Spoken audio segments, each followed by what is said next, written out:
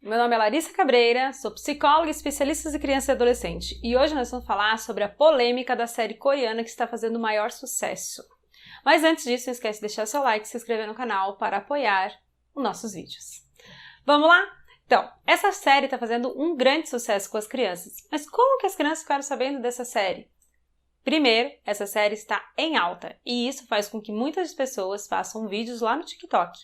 E a série fica com uma imagem muito bonita, ela é colorida, ela é dinâmica, ela tem várias brincadeiras dentro da própria série. Isso fez com que as pessoas fizessem muitos vídeos, muitas brincadeiras e memes com partes dessa série, fazendo com que as crianças se interessassem, brincassem e até jogassem algum desses jogos. Mas para isso, hoje nós vamos falar de todos os jogos e o quanto isso pode ser prejudicial para o seu filho. Primeiro, as crianças não entendem e não conseguem identificar no seu cérebro o que é ficção e realidade muito cedo. Elas começam a entender isso a partir dos 13 anos, com a maturidade cerebral. E antes disso, começa a banalização. Então as crianças começam a entender que esses jogos podem ser muito legais e isso pode gerar alguns conflitos. Por exemplo, a Batatinha 1, 2, 3, que é o primeiro jogo dessa série, ela mostra o quê? Uma sessão de mortes, né? Ela pega, ela olha e ela começa a fuzilar várias pessoas que estão se movimentando, porque o jogo é exatamente isso, um controle, um autocontrole, onde as pessoas, quando ela para de falar e vira a cabeça, as pessoas têm que ficar imóvel. E quem não fica imóvel acaba sendo assassinado. E aí, esse final de semana até, peguei a minha filha brincando com outras crianças de Batatinha 1, 2, 3, aonde ela pegava uma varinha do Harry Potter e fingia ser uma metralhadora. Olha o quanto isso é banalização. Então as crianças realmente começam a banalizar e achar que isso é normal, que isso está tudo bem, ela pegar uma metralhadora e sair atirando em todo mundo. E acreditem, as crianças fazem mesmo sem saber que isso é errado ou prejudicial. Então tomem cuidado com essas brincadeiras, expliquem essa brincadeira e o quanto isso é prejudicial e ruim para um ser humano. Não entre na banalização. Permita que o seu filho compreenda o fator real por trás daquela situação. Mas voltando lá para a série. Então a série ela mostra, né, as pessoas jogando por dinheiro. E ele mostra claramente que cada jogador tem um valor. Então, em média, uns 400, 500 mil reais, mais ou menos, cada vida vale naquele jogo. Então, cada pessoa que for morta no jogo, esse dinheiro é depositado num cofrinho de cristal lá no meio do pátio, para que a pessoa que fique no final ganhe aquele cofre com todo o dinheiro, ou seja, com todas aquelas mortes nas suas costas. Também dá a entender a questão da hierarquia. Existem pessoas, né, de macacão vermelho, até fazem muita a questão da La Casa de Papel, e nos capacetes tem um símbolo, e esse símbolo mostra a sua hierarquia, aonde as pessoas têm que respeitar a hierarquia. Só pode falar com a hierarquia abaixo deles, acima não. Então a regra é não fale com alguém superior a você. E isso mostra a nossa vida, a nossa realidade, né? Que a gente tem que sempre obedecer a alguém que tem mais poder, mais posses, né? Então a hierarquia ali, ela é banalizada com poder. Como também aparece, né, no penúltimo jogo, a sessão VIP. A sessão VIP é composta de milionários que estão ali para ver aquele jogo e fazer a sua última aposta. Porque sim, esses milionários estão lá nas suas mansões, lá nas suas casas, assistindo o jogo, não aparecem em nenhum momento, mas eles dão a entender nesse encontro que eles já fizeram várias apostas apostando em apenas números. Sim, as pessoas são números para eles. As pessoas não são um ser humano, não têm história, elas são apenas um número. E para os jogadores, o número representa dinheiro. Então, é realmente uma banalização do ser humano. No final da série, até questionado o dono do jogo, pelo integrante que acaba ganhando, ele fala, você joga em cavalos, nós jogamos em seres humanos, né? Nós jogamos em números. E ele fica muito indignado. Então eles realmente mostram que o ser humano naquele jogo é apenas um número, apenas alguns cifrões. Então, vamos falar de jogo por jogo. A Batatinha 1, 2, 3, que é o primeiro jogo que inicia e que eles começam a entender a gravidade desse jogo, ela se inicia mostrando que a pessoa tem que ter um autocontrole. que a pessoa tem que entrar no ritmo da música para saber o momento de parar, mas que ela tem que avançar, porque se ela não avançar, ela também vai ser morta, porque eles têm apenas 5 minutos para chegar até a linha final. Então, alguns são mortos mesmo não se mexendo, mas por demora, paralisação. Muitas pessoas que têm medo acabam paralisando, né? E ele mostra isso no jogo. Ele mostra também que quando as pessoas se dão conta de que elas estão sendo assassinadas, quando se movimentam, elas tentam fugir, elas tentam correr, se pisoteiam e acabam sendo metralhadas em grande escala. Então, eles se revoltam, eles acabam se unindo e querendo a paralisação do jogo. E o interessante dessa série é que ele mostra que ele não está obrigando a ninguém a jogar. Você joga se você quiser. Então, a escolha é sua. Quer entrar no jogo? Ok. Quer ganhar dinheiro? Ok. Mas tem um preço. E aí a gente começa a refletir. Qual é o preço da sua vida? Da sua dignidade, dos seus valores? Eu acho que é isso que ele quer passar pra gente. Parem para pensar nos seus valores. E não é isso que nossos adolescentes vão fazer. Nossos adolescentes vão banalizar. Vão olhar aquilo e dizer assim, eu posso eliminar todo mundo. Tanto é que entre o primeiro e o segundo jogo, eles se dão conta de que cada um que morrer é um dinheiro a mais que entra no cofrinho. E aí eles começam a matar os idosos e as mulheres no dormitório mesmo. Porque eles entendem que se menos pessoas estiverem no jogo, menos pessoas são seus rivais. E aí começam brigas e lutas dentro do dormitório para matar mais e mais pessoas. E não é nem pelo jogo, mas pelo dinheiro. E aí, de novo, banaliza o ser humano, sua história, sua vida. O segundo jogo, que é o Cabo de Guerra, eles vão para uma passarela, onde os dois lados começam a puxar, e a turma que for mais fraca acaba caindo e morrendo, né? E quem não morre é fuzilado ao chegar lá embaixo. Tem alguns que acabam chegando e não morrendo, e eles acabam fuzilando. Mas o que mostra? Que eles escolhem entre eles, né, o time, e aí eles vão para lá. Quando eles descobrem que é o cabo de guerra, eles ficam nervosos, porque eles, olhando fisicamente, eles já sabem quem são os mais fortes e quem são os fracos. Mas o dono do jogo, que até então a gente não sabe que é o dono do jogo, ele fala o seguinte, que existe estratégia. E sim, na vida real também é assim. Não é o mais forte que ganha, a gente não está na Idade Média. Então ele começa a mostrar que existem estratégias para que você ganhe um jogo. E aí ele fala lá das estratégias do jogo em si, mas a reflexão é que no mundo existem estratégias para ganhar e perder. E não é na força, e sim na inteligência. E eles começam a ganhar o jogo e daí começam a perder novamente, e aí um deles fala assim, gente, vamos fazer todo mundo a mesma coisa. E aí eles dão passos para frente para que os outros oponentes caiam, e aí eles arrastam para o buraco as pessoas e acabam ganhando. O ganhar faz eles ficar felizes e ao mesmo tempo triste, porque eles sabem que mataram pessoas. Então é realmente um jogo muito pesado para crianças e adolescentes. Então as crianças começam a identificar por quê? Porque existem jogos infantis. Quem nunca brincou de cabo de guerra, né? Então elas começam a ser atrativos, mas é perigoso se a gente levar ao pé da letra. O terceiro jogo, que é o jogo da bolacha, né? Que eles eles escolherem uma forma e depois que eles escolhem a forma, eles descobrem que eles têm que tirar aquela forma de um outro pedaço sem quebrar. Quem quebra é fuzilado. Então, esse jogo, para mim, como psicóloga, é o relato de paciência.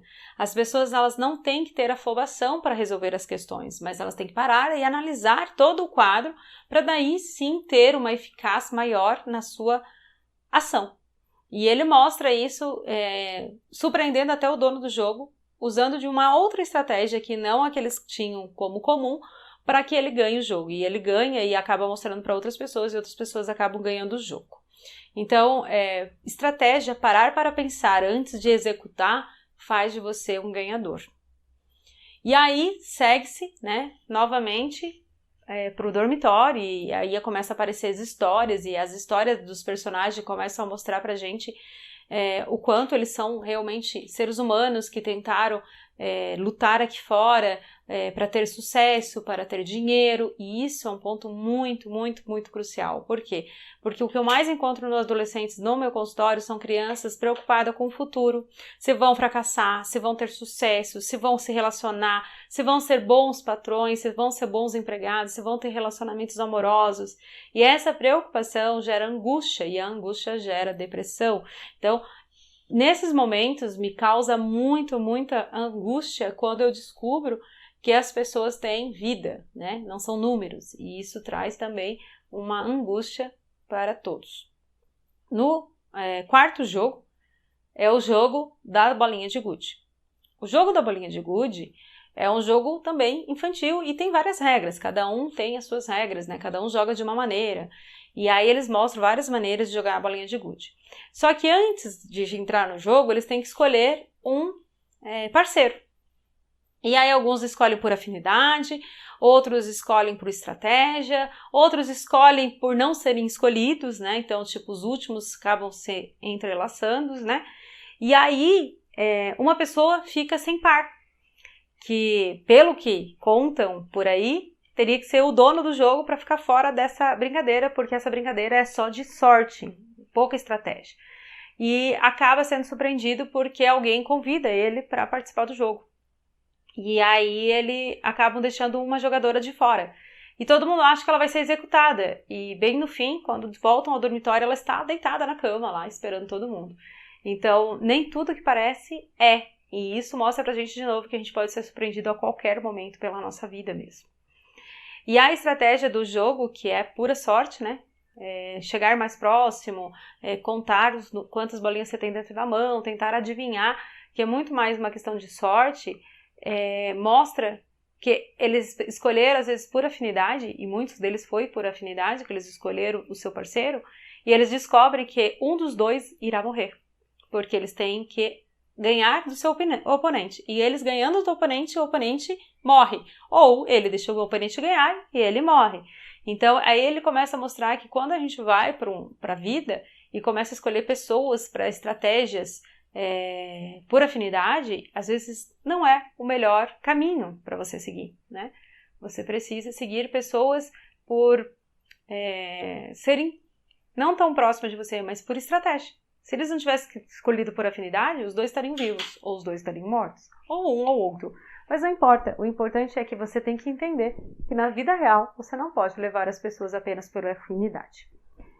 E essa parte da série, ela é muito intrigante porque um casal que acabou ficando junto, ele acaba ganhando e ela acaba falecendo, ele volta e ele não consegue aguentar a dor da culpa de ela ter morrido. E ele acaba fazendo uma questão de suicídio. Ele acaba se suicidando lá no dormitório, durante a noite. E isso causa espanto em algumas pessoas, mas a culpa e a dor que ele sentia era tão grande que ele não queria mais nem ganhar e nem fazer mais parte daquele jogo. Então ele acaba cometendo suicídio. E isso mostra o quanto nós somos vulneráveis, né? Suicídio é quando a gente acaba desistindo de tudo. Então, tomem cuidado. Não é um bom gatilho essa série nesse sentido, né? E um adolescente ver que quando a gente fracassa a gente pode suicidar-se ou podemos desistir de tudo, não é um bom recado, né? Então, vamos para o quinto jogo. Nosso quinto jogo é a ponte. Uma ponte de vidro muito bonita, Chama bastante atenção. por ter luzes e tudo mais. E aí ela mostra os oponentes escolhendo também a sua posição. Então tem lá 16 coletes e eles têm que escolher a ordem do colete. Então, alguns são mais ágeis e saem correndo e pegam o meio, porque o meio instintivamente é o mais seguro. Você não é o primeiro e não vai ser o último. Então, o pessoal sai correndo e pega as do meio. Alguns ficam para trás e ficam pensando qual será a nova estratégia, porque é essa a ideia, né? Eles tentar adivinhar qual é a estratégia. E aí eles tentam adivinhar e por sorte ou por azar, um dos caras fala, eu vou pegar o primeiro porque eu nunca sou o primeiro. Eu sempre tenho medo de ser o primeiro. E aí acaba alguns ficando por último, outros pro início e aí segue o jogo. O jogo é uma ponte de vidro, onde existe 2 vidros. Um é vidro e a pessoa vai cair, e um é um blindex, e a pessoa suporta o peso de 2 pessoas até dentro de cima do vidro. É isso que eles comunicam. Então, é um pouco de estratégia, até aparece um cara que identifica os vidros e eles apagam as luzes para que ele não consiga identificar mais os vidros. Ele começa a visualizar qual era o vidro que era blindex e qual que não era, porque ele trabalhou numa fábrica de vidro. Então, também tinha a questão da estratégia, mas também tinha muito a questão de sorte. Então, claro, os primeiros que erravam davam caminho para quem estava atrás. Então, com certeza, a última pessoa seria a mais beneficiada. E assim é a consequência do jogo, e várias estratégias acontecem ali. Mas ele mostra que as pessoas elas têm que ter... e as pessoas têm um padrão de seguir a regra, né? A regra é, andem na linha, mas eles não falaram que tinha que... Você não deixaria outra pessoa passar na sua frente. Eles só falam, seguem pela ordem. Mas segue pela ordem a entrar na ponte. E aí eles levam isso como pé da letra e acaba morrendo muita gente ali sem identificar qual era. E aí tem uma questão de vingança ali, mas também não é relevante. Mas o que é relevante é vocês entenderem que esse jogo chama a atenção das crianças, ele tem uma mensagem subliminar, e algumas até escancaradas, mas eu não acho que as crianças e adolescentes vão identificar. E aí fica muito perigoso se elas levarem ao pé da letra o que aparece nessa série. E aí chega no final, 3 oponentes, um machucado, porque estilaça todo aquele vidro no final da ponte, quando eles atravessam, chego lá, deu os 10 minutos, acho que é 10 minutos, aí estoura todos os vidros, e aí um vidro perfura uma das meninas que fica no final. Então ficam 3 no final. E aí, com a mesma estratégia lá do início, ela é assassinada à noite por um dos oponentes, porque ele acredita que ela pode ganhar o jogo. Então ele já elimina de cara um oponente. E aí eles vão para o último jogo, que é muito mais relacionado aos sentimentos, às emoções. Então ele tá com raiva porque o cara matou a menina, e aí ele escolhe ser o atacante. Ele quer atacar porque ele tá com raiva, e mostra que ele não tem controle da sua emoção, ele tá extremamente raivoso. E aí quando ele começa a jogar com raiva, ele começa perdendo. E aí depois ele perdoa o amigo de ter feito isso. E aí quando ele faz o perdão, quando ele aceita que todo mundo tá naquele barco, né? Tá todo mundo com aquele sentimento à flor da pele, e aí ele começa a ganhar o jogo. E aí ele não quer mais terminar o jogo e ele não quer que eu concluir. E se não concluir, não leva o dinheiro. E aí esse cara, ele acaba se matando, se suicidando novamente. Novamente não, né? Se suicidando. Para que o amigo acabe ganhando, afinal de contas ele tinha ganhado. Ele só não teve coragem de concluir que era matar o seu próprio amigo. E aí no fim, eles acabam, um só oponente ganha. Mas ele fica muito indignado, ele não gasta 1 centavo do dinheiro que ele tinha ganho. Por culpa, por angústia, por não querer fazer parte do mundo onde existe hierarquia, onde o dinheiro fala mais alto, onde todo aquele dinheiro eram pessoas mortas. E aí ele não quer usar de jeito nenhum. E aí ele decide visitar a filha dele, né? E aí na visita ele encontra o início do jogo quando ele foi convidado, que era um jogo que ele fez lá no metrô. E aí ele encontra esse cara fazendo com outra pessoa, e ele vai lá e fala para o cara não participar desse jogo, e aí ele vai atrás das pessoas que fizeram o jogo. E aí ele acaba sendo convidado pelo próprio dono do jogo para visitá-lo, quando o cara descobre que ele não gastou nada do dinheiro que ele ganhou no jogo. E aí ele chega lá, e aí o cara fala para ele que ele era ingênuo, e que ele ainda acreditava em pessoas, que pessoas ajudavam pessoas de graça, e que as pessoas, ninguém ajuda ninguém. E aí eles fazem uma última aposta, onde tem uma pessoa, um mendigo, jogado no chão, bêbado, lá fora, e tá frio, tá ventando, e tá começando a nevar. E aí eles fazem uma aposta de 20 minutos, onde ele teria 20 minutos para alguém parar e recolher aquela pessoa. E aí eles começam a conversar nesse tempo sobre o jogo. E aí ele fala... você jogava em cavalos. Cavalos têm números. Para nós, milionários, vocês são números. Então, são números que a gente estava apostando dinheiro para se divertir. Para alguém ganhar, para alguém perder. Mas para nós, vocês não são nem um pouco especial. E ele fica muito indignado com isso.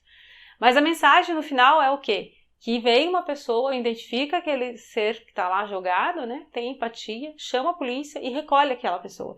E aí ele fala pro dono do jogo, você perdeu esse jogo. E aí, claro, o cara já estava condenado, com série de doenças, e acaba falecendo no final desse episódio. Mas a mensagem é, sim, se importem com os seres humanos, tenham empatia, voltem a falar com as pessoas, tentem entender o outro lado. E esse é o recado da série toda. Mas as pessoas, como nós adultos, conseguimos identificar isso. As crianças e adolescentes não vão conseguir identificar. Elas vão conseguir identificar o quê? Uma metralhadora matando muita gente. Elas vão identificar o quê? Que dinheiro vale mais do que pessoas. E que o valor de cada ser humano está avaliado pelas suas posses.